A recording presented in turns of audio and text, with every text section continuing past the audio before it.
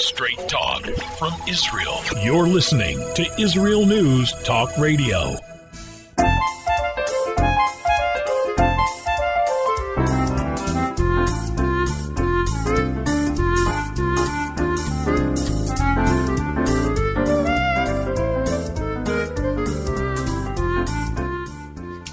Good morning, good morning. My name is Andrea Simintov, and you are listening to Pull Up a Chair on IsraelNewsTalkRadio.com. Very happy to have you with me. Let's already have our romper room moment. Anybody who doesn't know what that is, just Google it, our romper room moment. And I'd like to say good morning from Israel to late night to friends in the U.S. Canada's listening in this morning. Again, Boker Tov Eretz Israel. Hi, Australia. Happy afternoon. Norway's with us today. Nepal, Brazil is listening in this morning. India, Jamaica, again. Good morning, Jamaica. And surprisingly and deliciously, good morning, Honduras. Very happy to have you with us. Do me a favor. The chat room is open. Drop me a note. Say, hey, Andrea, we're listening in from bada, and I will give you a shout out. Okay? Very nice. Grateful for it. Today's show, we're going to continue in our reflective vein, because indeed, chaval, too bad, to squander the hours, to squander the days as we get closer and closer to this glorious season that assures us that the year ahead will be wonderful and great, and to take this time and talk about petty things like Hollywood, petty things about budget discussions. Granted, there's a lot of things going on in the world that are worthy of our consideration, but right now on this show, we're going to reflect, we're going to talk, and today I think we're going to speak primarily about the bad habit of overthinking in lieu of letting God take our hand and just joining in on the journey. So we're going to talk about stopping overthink, letting God take care of it, being our best, and again, the powers and the controls that we have. We are not impotent. We are not useless. We are not just taking up airspace and land space and sucking out the natural resources. We are the reason it's all good. My name is Andrea Simintov. See you on the other side.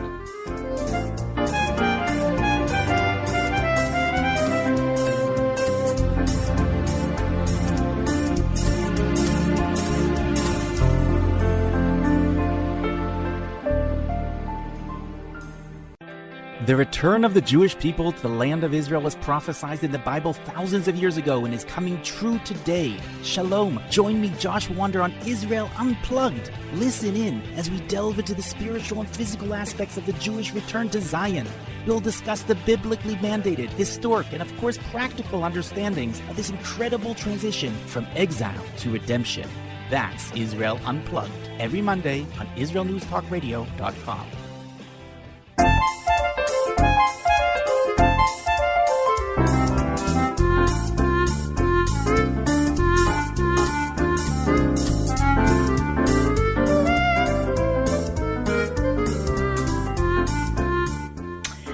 And we're back. We are so back.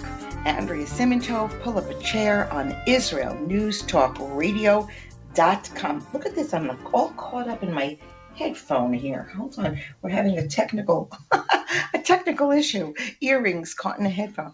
All right. Okay. So again, look, before we took our break, where I refilled the coffee, I mentioned the idea of overthink. There seems to be a trend, a trend. I grew up, I was born, it's not a secret, I was born in the Stone Ages of the 50s. But having said that, we went through this period, the whole hippie era, it was born out of that Vietnam tragedy that we sort of like relished and deified, if I might say, mellowness. That kind of hipster, laid back, it's all good. You do your thing, I do my thing. And then, of course, things do go in waves. And then we have this kind of flip side where everybody obsesses, everybody overthinks thinks.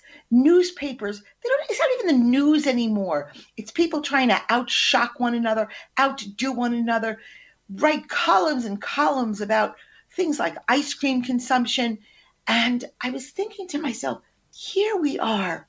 Do we really think that we're that important? And I'd like to propose the idea that, yes, we are that important, but not that important. You know, for a good little over a year, I've been following an eating program. And it doesn't matter what the name of the program is. I'm not here to tout it. When they'll give me some commission on sales, I'll let you know. But one of the things that I loved very much about it was there wasn't a lot of thought. I didn't have to go crazy, sitting and compensating, and I can have this and I can. It was you could eat this, you can't eat that. Very simple. I liked it. And if I can just paraphrase, just for the sake, it was very much about having clear lines. And I know I'm even humble talking about it. We have people listening to the show this morning who are not living in privileged societies that we could talk about this diet versus that diet. It feels almost obscene. So forgive me, listeners. And let me just say that I'm using it as an example to say there's something very lovely about having clear lines in our lives. And as we're in this month of Elul, before as the opening up the gates of din, the gates of judgment, I'd like to sort of propose that we construct some clear lines to our living, know that we can do our best, but ultimately let God take care of it, to be compliant and complacent tools in the goal, in trying to achieve holiness. Clear line, be your best, do your best. Clear line to be the embodiment of all that we can be. It is that simple. We cannot get it wrong. Instead of agonizing, oh, did I say the right thing? Did I say the wrong thing? Did I do the right thing? Do your best. It's that simple. You can't get it wrong if you don't lie. You can't get it wrong if you don't cheat. If we don't respond to hurts, to literally develop the skill, and it's a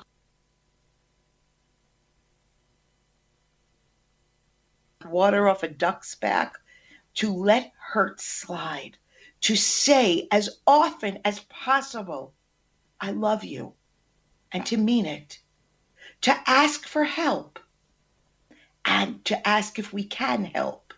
Can't get it wrong. Giving generously will never backfire, and always doing our best, achieving those clear lines, clear rules, liberating, sincerity. They're simple to follow. Add water and shake. Stay the path. Cultivate sincerity. And because if it isn't sincere, if it isn't true, if it isn't honest, if it doesn't ring right, it's not even worth the air we breathe.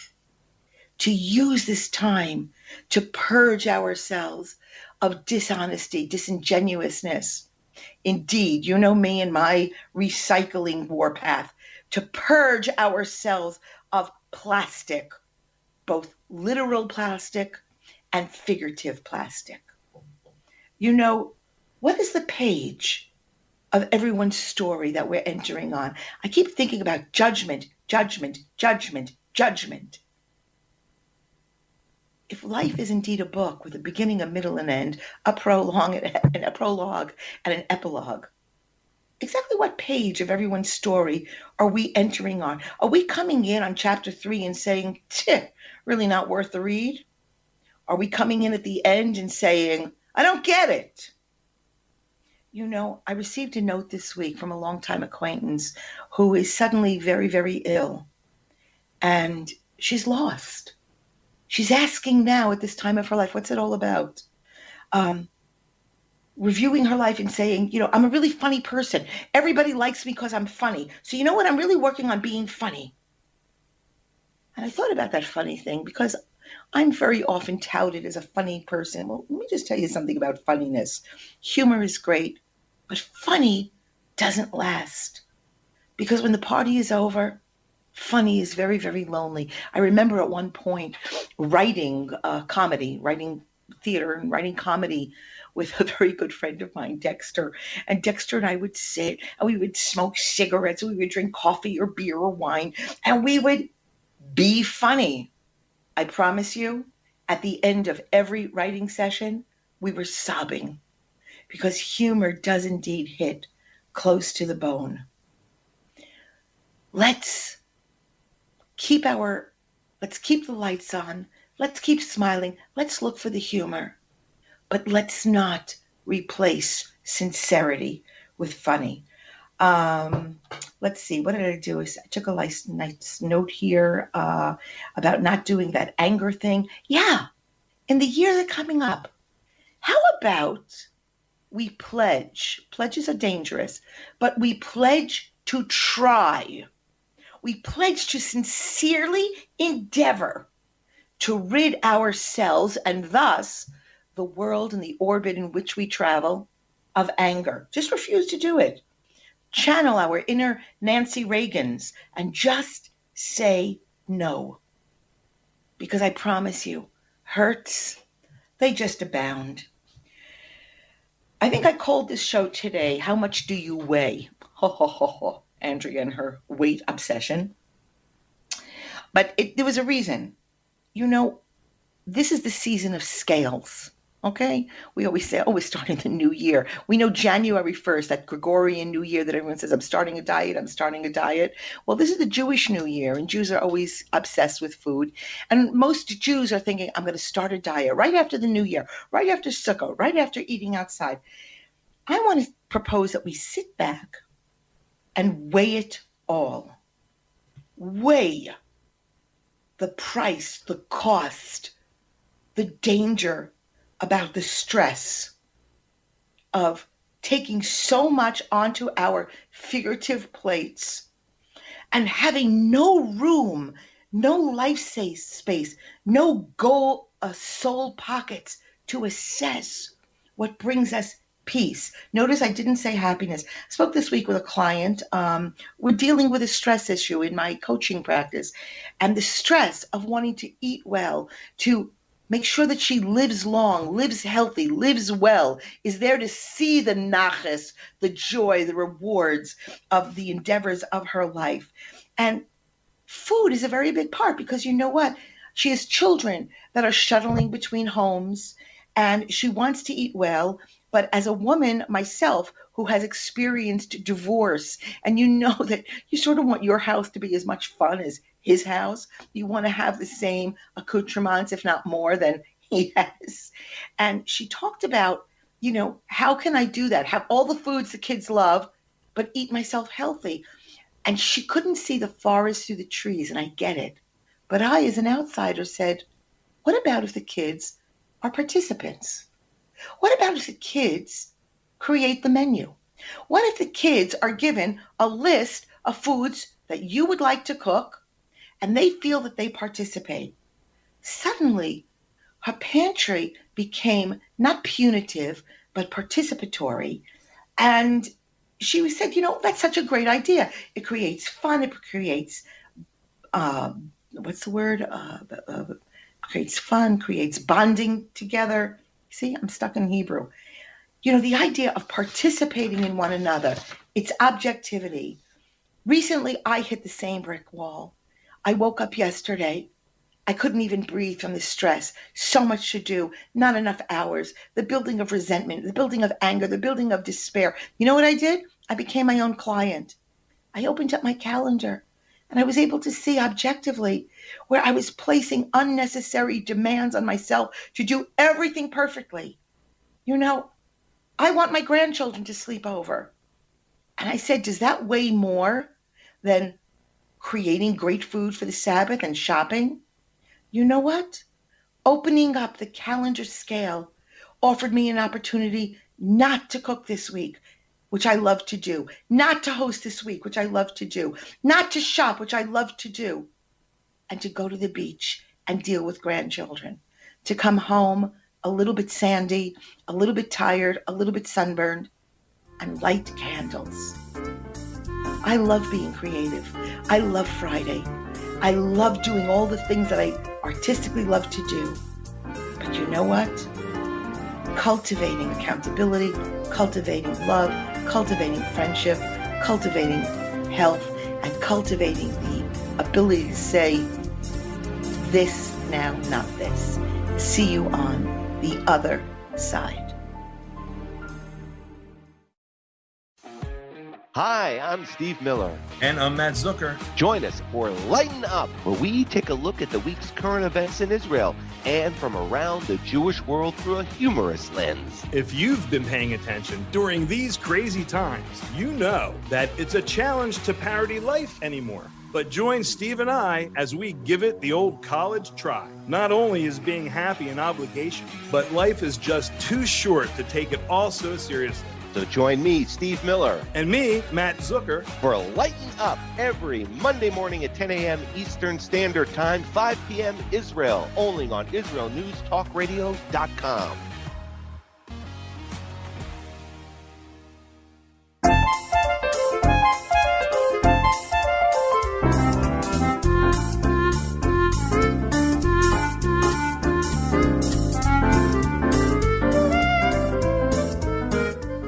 Okay, that was a short break. It felt short. All right, this is Andrea Simoncho. Thank you. You're here. You're with us. We're together. We're growing. We're making mistakes and laughing about it. And perfection is definitely not the name of this game. Or my God. Apparently, Germany joined us while we were out. And I say good morning. Oh, good morgen. How's that? Did I do it right? How's the accent? Okay. I'm into my next section of all my notes, but I wanted to go back a bit and just say, the overthink that I wanted to go. Oh yeah, it was funny when we just refused to do the anger thing, stand my ground, taking my little piece of the pie. It's crazy the things that we can see and laugh about and just enjoy. Not everything has to be a beginning, middle, and end battle about things that really aren't going to alter the world and make it better. Just a little more smiling, a little more kindness. I was driving home the other day. I never go anywhere. So it's fascinating that a lot of my stories take place in my car because I'm never really in the car. But anyway, I was driving and I was at a traffic light and I told you all that I live between two Arab villages, and I live mamish in Eretz Israel, Eretz HaKodesh, Be'ir HaKodesh. I live in holy Israel, in the holy city of Jerusalem, and I'm surrounded by these Arab villages. And this is wedding seasons for Jews, and apparently it's wedding seasons for Arabs. And in the bride next to me, in the car next to me, there's this blaring music. The windows are closed. These people must be going deaf. And I look, and in the front seat is an Arab bride, and the car is filled with revelers, and obviously they're going to the wedding. I don't know how God put so much gorgeousness into one woman. I never saw, I was gasping. She was so beautiful. I wished that I could say that I had done her hair and makeup. Guess what? I didn't. But anyway, what happened was the music was, and I started to rock to the music, and they opened the windows, and they jumped out of the car, and I jumped out of the car, and we all started to dance at the traffic light until they started to honk, and we drove. Guess what? Didn't do politics that day. Didn't do anger that day. Didn't do my, mean, my, why, who, when. We danced. We laughed. It was 30 seconds of pure, unbridled joy. Yesterday, I stood at a falafel stand, and there was a woman in front of me. She was a grandmother, as only you can find in Israel, in an area of Israel called Tzomet Bilu, really the middle of the country. And you don't have a lot of Anglos, a lot of English, a lot of Western mentality there. And standing in front of me in falafel stand is a woman with crazy gray hair, obviously a very wrinkled, and she was tattooed from top to bottom. And she turned to me very angry, and she said to me in Hebrew, "Stand back, you're too close. What, you never heard of COVID?" And I started to laugh because she was right. And you know what? I've seen too often people saying, who's close to you? I'm not close. What, you know? And I just said to her, you're right. And I stepped back. It was so, you know what it cost me? It earned me a day. It earned me a smile. All right? It was so much fun. Okay, so we talked about that, on and on. Oh, yeah. So as I mentioned last year, okay, I mentioned last week that I had a health scare, but it's actually ties into my whole idea of letting go. You know what? My health scare isn't exactly over now, and there might be things that are currently not in my control. But you know what? I woke up too many mornings since the initial scare, too frightened, too unable, too questioning, too assuming, and it became aware that I'm developing a speech impediment. It became apparent that too many hours are being lost to controls that are not available to me. Nope, no more. I'm not doing it because I do have controls. I do have choices. I can choose what I put into my mouth, what I put into my body, what I put onto my bookshelf, what I put into my brain, what I put into my relationships. I do have those choices today. And today is what I have only. Yesterday is no more. It actually kills me. How many people bemoan and stay stuck in a time that isn't? Same thing for tomorrow. Don't get me wrong. Hishtadlus, personal investment in hishtadlus, our efforts, our energies. Anybody listening in wants to correct me? Engineer, you're much better at that. You know, on hishtadlus, what we invest in our betterment, it counts for something. But dictating and demanding outcomes, foolish. Bemoaning yesterday. Okay. In the woohoo department, woohoo Israel. Okay, this is a new feature on the show, the woohoo department. Got that? 3 Israeli universities have made the top 100 list. Okay, what are they? Hebrew University in Yerushalayim is 90th in the top world universities. What is this list? 2021 academic ranking of world universities. The Weizmann Institute of Science, 92nd place, and the Technion Institute of Technology is 94th spot. You know what I think? I think this whole thing smacks of anti-Semitism. 1, 2, and 3 are my things. But anyway, apparently first place is still held by Harvard, 19 years. Okay, Harvard. All right, let's go. Okay, I think that's all the secular information I'm going to throw out today. That's our whole news department, woohoo department. Back to musing, because LN is loving this show, and I'm loving that she's listening in. Okay, so in life's twilight, funny, I'm feeling younger than ever, but the calendar says it's the twilight years. I'm coming to understand the wisdom of elders and aging. We used to say, what makes them so smart? If they're smart, when they're smart, we're smart. We're smart by dumbing it down. We're smart when we get to a place where we know less. Sof, as we say in Hebrew. Finally, I'm free to know less, opine less, be selective in my hours, in my days. You know, the ability to understand that a conversation with a grandchild, or if you're not blessed with grandchildren, a neighbor's child, a child on the subway, on the bus, is the gift of a lifetime and a building block to holiness in the world. What time are we squandering? What gifts of godly partnership are we rejecting in the name of false gods and ordinary air-sucking existence? The partnership between us and God now. Now, you've been given that gift of partnership. It's not yours to reject. So are you rejecting it or renewing it daily, hourly, yearly? What and how are the ways we conduct ourselves to show that gratitude? This Hebrew month of Elul, we're on fire. It's great. It's wonderful. This Hebrew month has traditionally been this month of intensive reflection, and this show is just no different. It's a month that precedes the holy days of judgment. It's a time of repentance, but don't fear. It's not hail and brimstone, man-made inventions of what repentance is about. It's about forgiveness, and first forgiving ourselves. It personifies the preparations that are necessary for us to achieve that place. You know, nobody, according to Rabbi Wein, nobody who's rational would enter a human court, okay, without preparing his case, without looking for proper representation, without being able to analyze their evidence. This is the developing this intense attitude. Judaism holds that every individual personally is responsible for our actions.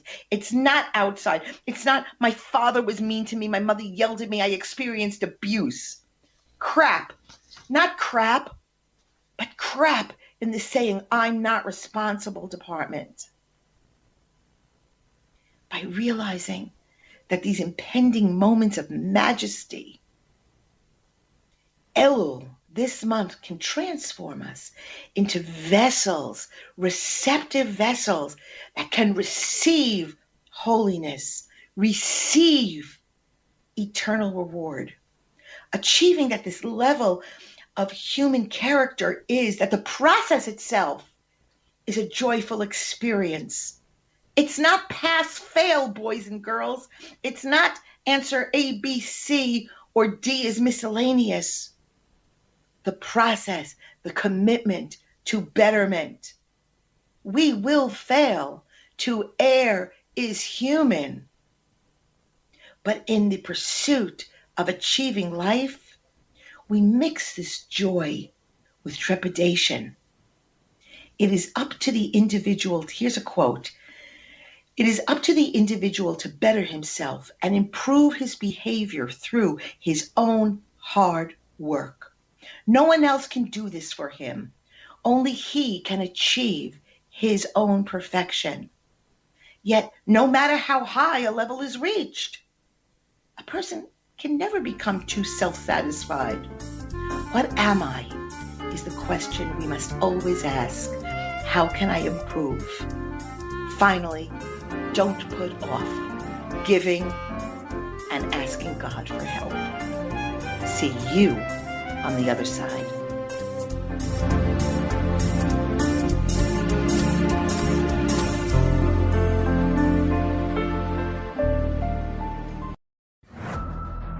Are you tired of political correctness and the fear that you might offend someone? I'm not afraid to offend you. Wow, look who's talking tough. One has to be tough to keep sane today. Hi, I'm Alan Skorsky. And I'm Bayla Seabrow. And join us every Wednesday for The Definitive Wrap as we interview the most sought-after guests and expose progressive trends that masquerade as enlightenment but actually destroy our freedoms. We are the No Woke Zone, so buckle up to this exciting show. Buckling up, but I'm driving. Sure, you can drive, but I'm the navigator. Tune in for the No Nonsense, The Definitive Wrap Show, every Wednesday on Israel News Talk Radio.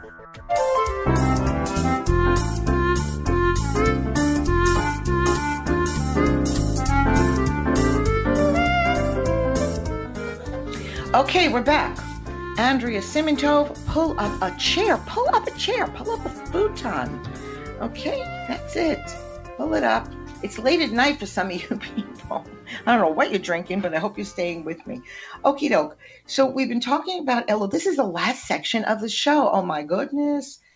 All right. So let's see. Where were we in our notes? Here we go. Yeah, we were talking about preparing for trial, preparing for going to court. You know, somebody once handed me a card. It was another life coach. And they handed me a card, and it was so simple and so keeping in. They were Jewish, but what I thought about was it was so humid, so human, so embracing, and all it said was, "Expect a miracle." The whole they used to say, "Another day, another dollar, same crap, different day." This is antithetical to Yiddishkeit. This is not what we are about. Expect a miracle. Get up. Today, I'm actually chilly in my studio. Can't believe it. After weeks of what we call in Israel, Hamsin, the most oppressive, hot weather. Sometimes I forget, when you're shopping and you're out there and you're hearing English, we forget that we live in the Middle East. And it's so hot. And suddenly I'm chilly in this room. I don't want to miss that for a moment. To take note that the room is chilly. The temperature is dropping. It's breathable outside. There are no fires burning up the wadi outside of my home. And I can breathe. There's what to celebrate. Unbelievable. Okay, so what can we celebrate today? All right, so here we go. Yeah. So talking about Elul, I love it. Aleph Lamed Vav Lamed. Ani Lidodi Vidodi Li. I am my beloved, and my beloved is mine. We're engaged. Put on the rings, babes.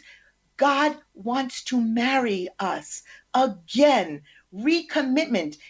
I hear some places, some cultures have they retake their vows, a recommitment ceremony. Elul is the Jewish version of the retaking of our vows. There's an intense attitude. Make no mistake, boys and girls, we live in a very, very frivolous time. People love the shallowness. Society is generally, according to Rabbi Wein, I loved what he wrote for this week. He said, we're so much more occupied with issues of meager substance rather than with the serious business of life and society.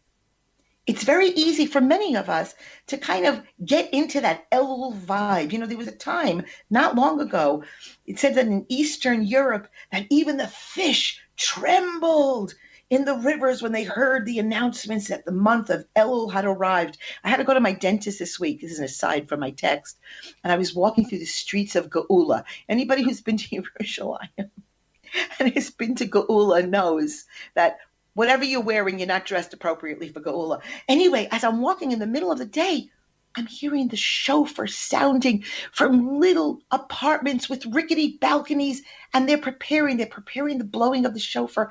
And I found myself in my inappropriate outfit and my bare legs and my uncovered head, humbled, grateful, happy that at least my brothers and sisters were remaining vigilant and praying for me and mine. In a permissive society like ours, people aren't held accountable. I listen to these murder mystery podcasts day and night. It's amazing I have time to prepare a show. Felonies, the misdemeanors today. Misdemeanors, no longer punishable. Everybody gets off for good behavior. How can we take a serious view of life when life is measured by who the judge that was voted in occupies today's bench? Judaism holds that every individual person is responsible for his or her actions. We're responsible for our attitudes, our speech, our behavior. Judaism is not harsh. We have what we call a Torah Gamish. Gamish is flexible, but make no mistake, it's not flexible that it's not one of those menus you can take one from column A and two from column B. The law is the law. Even if a letter is chipped, the entire Torah becomes pasul, becomes irrelevant until it's repaired. Not a letter is to be dismissed, but nevertheless, the shade of gray is a glorious shade. Judaism, again, is aware of mitigating circumstances, but excuses, the blaming of others, doesn't go. Judaism states human beings are responsible. Our behavior, results in consequences. Behavior cannot be ignored. We're judged by that behavior, but not on the quality of our excuses. Remember, my dog ate my homework doesn't fly in Judaism. Not to say that I didn't use it many times before I was observant. Okay. So again, this heavenly judgment and on our behavior, it's a gift.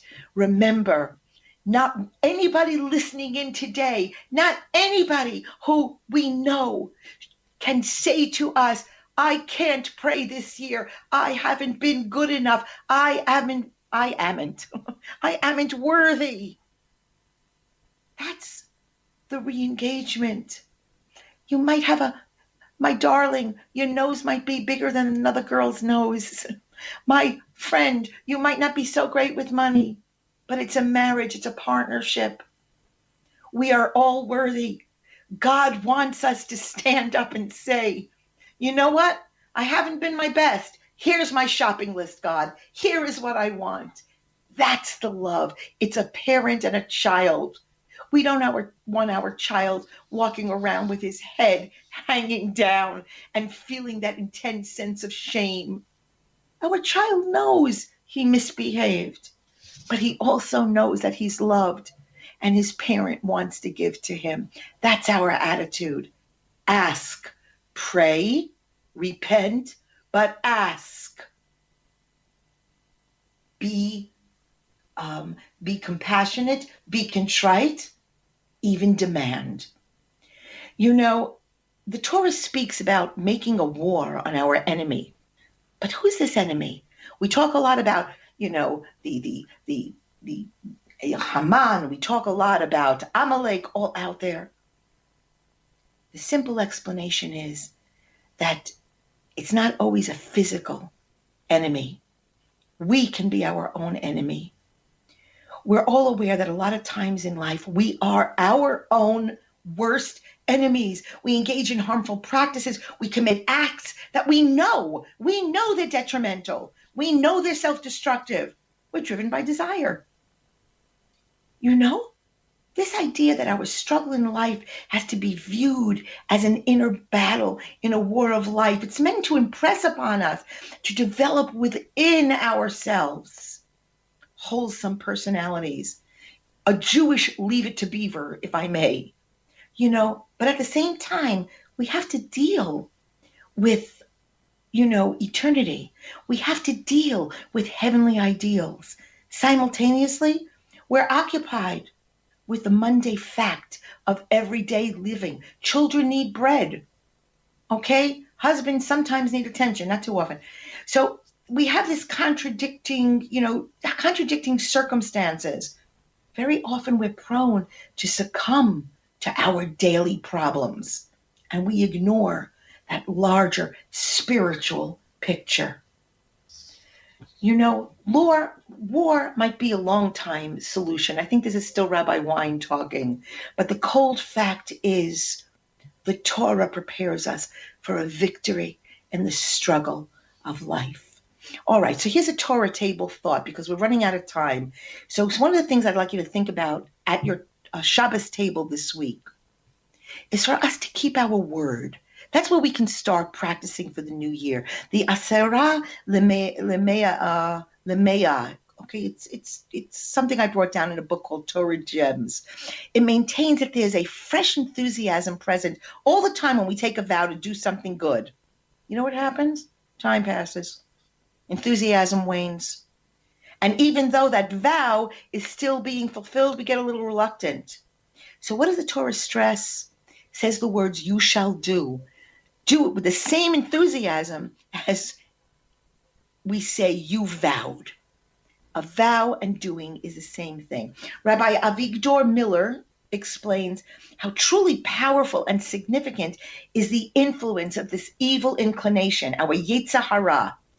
If we were not blinded by the evil inclination, he says, we, couldn't avoid seeing truths. And all of us would recognize Hashem from the overwhelming, incontrovertible demonstration of plan and purpose everywhere in the world. They would recognize man's role as the sole recipient of God's unbounded kindliness. We would understand the end purpose of the afterlife. We would see the true function of life as the pursuit of virtue and perfection. My friends, it's crazy that evil inclination, it doesn't only cause us to commit sins, but you know what? It blinds us to recognizing God and recognizing His and our purpose on this earth. What is an extreme example of the blinding power of the evil inclination? The practice of idol worship, worshiping something that we ourselves create, whether it be a golden calf or whether it is a rock star. The Lord your God will deliver them into your hands, meaning, as it is often stated throughout the Tanakh, God helps those who at least make an initial attempt to help themselves. Shabbat Shalom. If you love Israel News Talk Radio, then you'll love our Facebook page. We keep you up to date on what's happening in Israel, plus little surprise treasures that we don't share on the radio. Go now to follow us on Facebook. Just look for the Israel News Talk Radio Facebook page, and don't forget to subscribe and follow us by clicking on the like button. We post great stuff there that you'll want to share. Israel News Talk Radio on Facebook and Israel News Radio on Twitter. If you're hearing this message, everyone else can too. Advertise with Israel News Talk Radio and get your message out to people. We'll build a personalized package for you. Contact advertising at israelnewstalkradio.com. Straight talk from Israel. You're listening to Israel News Talk Radio. Hey, this is Jake in Anchorage, Alaska, and I love listening to all the super interesting interviews and up-to-date information on what's happening in Israel. Hello, this is Anna King, originally from London, now living in Israel. And what can I say?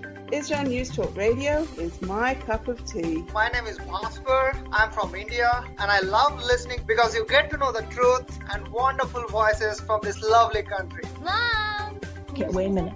Hi, this is Chava Dax, and I'm calling from the rolling hills of Ma'ale Adumim, just north of Jerusalem.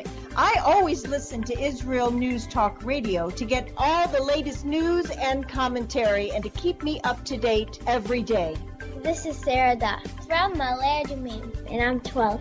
I wish Israel News Talk Radio was boring so my mom wouldn't listen to it all the time. Mom! You're listening to Israel News Talk Radio. News, opinion, and more. You're listening to Israel News Talk Radio.